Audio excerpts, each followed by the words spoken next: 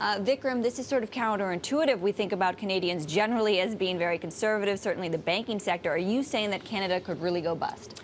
I'm very concerned about it, Olivia. I am. And for the two reasons you started with, right? So the credit and debt has been rising very rapidly. So the absolute level of household debt is concerning.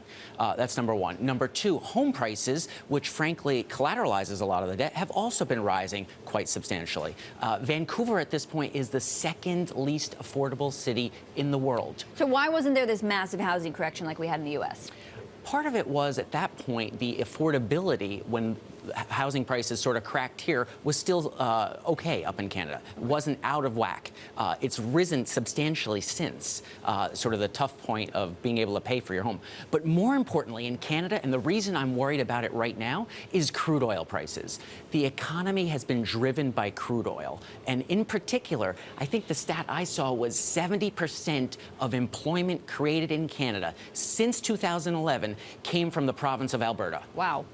Is this a problem born of having done things right in the past? I remember reading all these articles 5 years ago about how Canada did everything right. Its banks were properly capitalized. No problems there. Do you need small problems to avoid big problems? Well, so the banks, by the way, I think are still very well run. Okay. Let me say that, Brendan. I think the banks are doing a reasonably good job. Where I get very concerned is in this private mortgage market that's starting to sort of emerge. And here you have situations which I find crazy. You have individual homeowners, respectable, job-worthy, high credit quality homeowners that are borrowing off their home equity lines and lending to individuals that can't get access to credit. So I take my home equity line down at 3.5%. I lend it to someone who can't get a home equity line or a mortgage for 10 to 12% for 1 year. How much of this is on the buttress of the Pacific Ocean with what I've read about with Seattle in the U.S. and Vancouver in Canada, which is the massive amount of money coming in from China and Sure. Asia? It's got to factor into these debt dynamics. It does, Tom, although what I will say is it's actually probably factored more into, rather than the debt dynamics, into the housing price dynamics in those parts of the country, right? But frankly, the slowdown in China adds fuel to this fire, right? So the slowdown in China means there possibly is less demand coming in. This is a big theme. Mike McKee and I talk about this on radio all the time. One of the big themes here is, will investment in New York City stop with a stronger dollar? And as you say, the other dynamics outside is even more of an impetus to bring money to Canada or to the United States.